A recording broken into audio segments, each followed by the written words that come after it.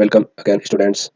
कक्षा 12 इतिहास विषय का मॉडल पेपर हम आपके लिए लेके आए हैं। ये पार्ट 2 है। अगर पार्ट 1 आपने नहीं देखा है तो लिंक डिस्क्रिप्शन में है, वहां से जाकर आप देख सकते हैं। आज पार्ट 2 में हम अति लघुतरात्मक प्रश्नों के हल करेंगे। पहला प्रश्न देखते हैं।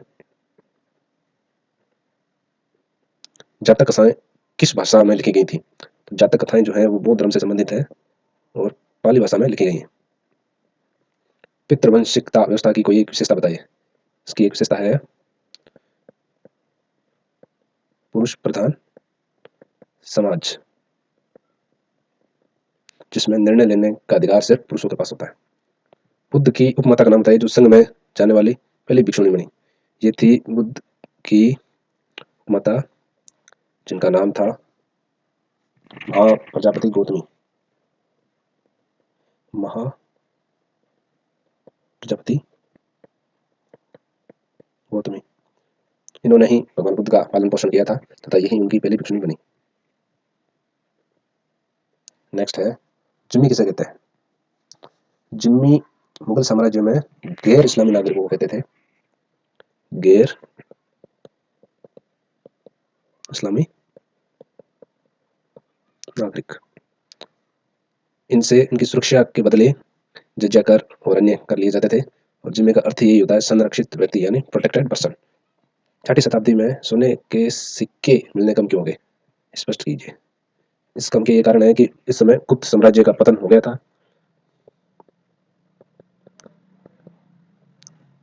गुप्त साम्राज्य का पतन, जिस कारण नए छोटे छोटे राज्य विकसित हो गए और जो विदेशी व्यापार था वो भी इस समय घट गया, जिस कारण से सोने के सिक्के मिलने कम हो गए। बर्नी ने मुगल साम्राज्य का वर्णन किस रूप में किया है? फ्रांसवा बर्नियर ने विरोधाभास रूप में इसका वर्णन किया है। उन्होंने एक तरफ तो जो शाही मुगल दरबार है उसको वैभवशाली बताया है, परंतु जो प्रजा है और जो दूसरा साम्राज्य का भाग है उसे गरीब और अव्यवस्थित बताया है। किस शासक ने यौन राज्य की स्थापना करने वाली उपाधि धारण की थी? ये थे सिकंदर। सिकंदर, जिन्हें अलेक्जेंडर भी कहा जाता है। जिनसे कामिल से आप क्या समझते हैं? जिनसे कामिल का अर्थ है मुगल साम्राज्य में जो उत्तम फसलें होती थी, उन्हें जिनसे कामिल कहा जाता था। जैसे गन्ना और अन्य नकदी फसलें, जैसे राज्य को ज्यादा राजस्व की प्राप्ति हो। नेक्स्ट है हवलदार व घंटीदार किसे कहा जाता था? हवलदार जो था वो एक सैन्य पद था, और जो घंटीदार होते थे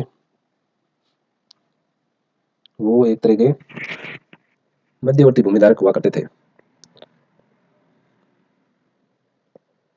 भूमि धारक, ये मध्यवर्ती भूमिधारक हुआ करते थे।